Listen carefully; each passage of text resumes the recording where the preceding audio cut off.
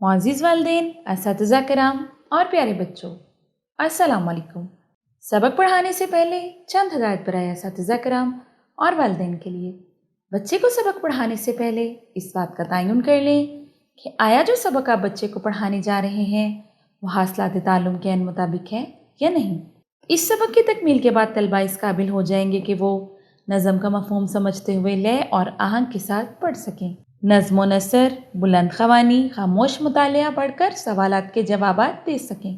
جماعت، اسکول کی اسمبلی، بزم ادب یا باہمی گفتگو میں اپنے خیالات کو اعتماد کے ساتھ پیش کر سکیں۔ موبائل، ٹیب، کمپیوٹر یا انٹرنیٹ وغیرہ کی مدد سے نظم و نثر پڑھ سکیں۔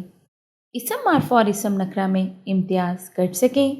شعر یا نظم پڑھ کر اس کا مفہوم لکھ سکیں۔ بچوں کے رسائل اور اخبارات سے اپنی پسند کی تحریریں منتخب کر سکیں۔ سوچیں اور بتائیں، کیا آپ کو حمد اور نعت کا فرق معلوم ہے؟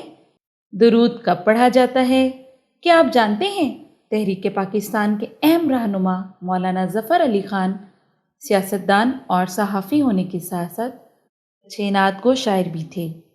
نعتیہ کلام کو قوالی کے انداز میں بھی پیش کیا جاتا ہے۔ برائے اساتذہ کرام، تدریسی مقاصد کے حصول کو یقینی بنانے کے لیے ہر سبق کے آغاز میں حاصلات تعلم درج ہیں۔ طلبہ کی آمادگی کے لیے سبق پڑھانے سے پہلے سوچیں اور بتائیں کہ عنوان سے سوالات اور کیا آپ جانتے ہیں کہ عنوان سے اضافی معلومات فراہم کی گئی ہیں۔ سبق کی تفہیم کو پرکھنے اور طلبہ کی توجہ برقرار رکھنے کے لیے مطالعہ کے دوران ٹھہریں اور بتائیں کہ عنوان سے بھی سوالات شامل کر دیے گئے ہیں۔ اب بڑھتے ہیں اپنے سبق کی طرف۔ آج کا ہمارا سبق ہے سبق نمبر 2، نعت رسول مقبول صلی اللہ علیہ وآلہ واصحابہ وسلم۔ سب سے پہلے ہم دیکھیں گے خاص الفاظ۔ خاص الفاظ میں شامل ہیں راہبر، رہنما، ہادی، گدا، پیشوا۔ شروع کرتے ہیں اپنی نعت کی بلند خوانی۔ نبی صلی اللہ علیہ وآلہ واصحابہ وسلم، ہمارے نبی صلی اللہ علیہ وآلہ واصحابہ وسلم ہمارے، وہ حق کی باتیں بتانے والے، وہ سیدھا رستہ دکھانے والے، وہ راہبر رہنما ہمارے۔ نبی صلی اللہ علیہ وآلہ واصحابہ وسلم ہمارے، نبی صلی اللہ علیہ وآلہ واصحابہ وسلم ہمارے۔ درود ان پر، سلام ان پر، بلند نبیوں میں نام ان کا، فلک سے اونچا مقام ان کا۔ ہمارے ہادی خدا کے پیارے، نبی صلی اللہ علیہ وآلہ واصحابہ وسلم ہمارے، نبی صلی اللہ علیہ وآلہ واصحابہ وسلم ہمارے۔ درود ان پر، سلام ان پر، انہی کی خاطر دمک رہے ہیں، انہی کے دم سے چمک رہے ہیں، زمیں کے ذرے فلک کے تارے، نبی صلی اللہ علیہ واصحابہ وسلم ہمارے، نبی صلی اللہ علیہ واصحابہ وسلم ہمارے۔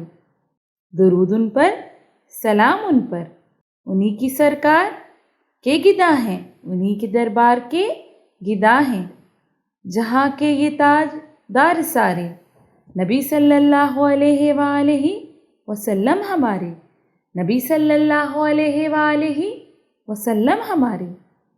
درود ان پر، سلام ان پر، وہ پیشواؤں کے پیشوا ہیں، وہ رہنماؤں کے رہنما ہیں، وہ سب سہاروں کے ہیں سہارے، نبی صلی اللہ علیہ واصحابہ وسلم ہمارے، نبی صلی اللہ علیہ واصحابہ وسلم ہمارے۔ درود ان پر، سلام ان پر۔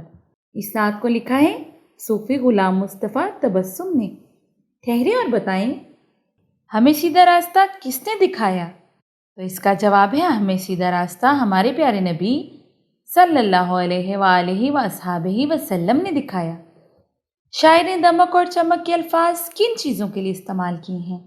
تو اس کا جواب ہے شاعر نے دمک اور چمک کے الفاظ زمین اور فلک کے لیے استعمال کیے ہیں۔